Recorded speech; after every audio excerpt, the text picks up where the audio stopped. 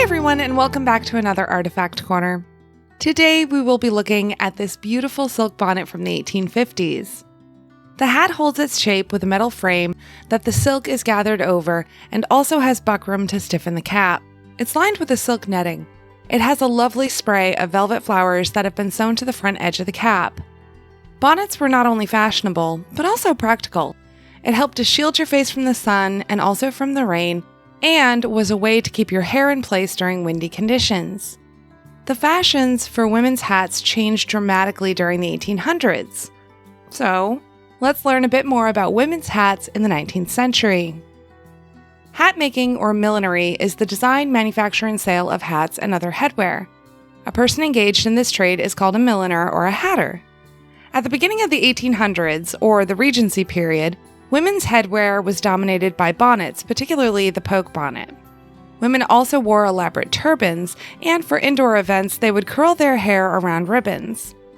In the 18-teens, white cambric or muslin day caps were worn indoors by married or older women. In the evening, turbans, brought to European fashion through Napoleon's occupation of Egypt, remained a very stylish choice. In the 1820s, hats and bonnets grew to incredible sizes. Brims widened into large halos around the face, crowns grew ever taller, and trims were loaded onto the enormous structures. Wide ribbons fluttered, flowers and greenery were used above and under the brim, and feathers bobbed from the crown. Hats and bonnets began to slim down in the 1830s. The brim of hats and bonnets moved downwards into a narrow oval shape, no longer framing and highlighting the face, but concealing it. Throughout the 1840s, bonnets became closely fit and the crown became indiscernible from the brim, which curved down around the face. The brim came forward so far that it greatly limited a woman's peripheral vision and made it difficult to see her face, except when you were directly in front of her. In the 1850s, brims shortened and moved away from the woman's face. They were also worn back on the head, allowing the lady's hair to be seen. In the 1860s, a bonnet was considered a more formal, modest choice. There had been a certain propriety about whether one wore a bonnet or a hat. During this decade, these rules began to fade from relevancy, a trend that continued into the 1870s. Bonnets shrank to a small depth and were worn tipped back on the head. Hats, meanwhile, were worn at the center of the head and were generally low-crowned, round, and could feature a wide or narrow brim. The 1870s hats really came into their own and became the most commonly worn headpiece for women. Bonnets were quickly being relegated to quote-unquote church wear or for older women.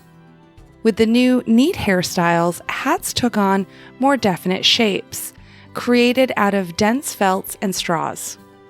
Hats in the 1880s were worn directly on top of the head and grew to incredible heights.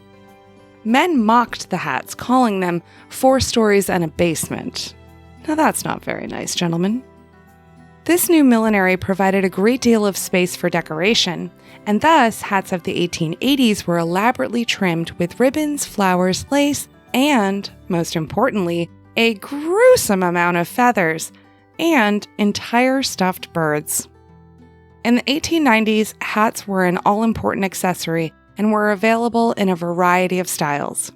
Usually, 1890s hats were wide and heavily trimmed with tall, upwardly curling feathers, ribbons, and flowers. Often, hat trimmings were excessive. A common decoration was an entire stuffed bird. Toques, a hat without a brim, were also fashionable, worn perched at the top of the head. Our bonnet is in stable condition. There is some deterioration of the silk netting that lines the bonnet, and you can see some of the metal that creates the shape of the bonnet. But that's not surprising given that the bonnet is somewhere around 170 years old. The velvet flowers are still incredibly vibrant and look lovely. This is a beautiful piece of women's fashion history, and we are so lucky to have it in our collections. Thanks so much for stopping by.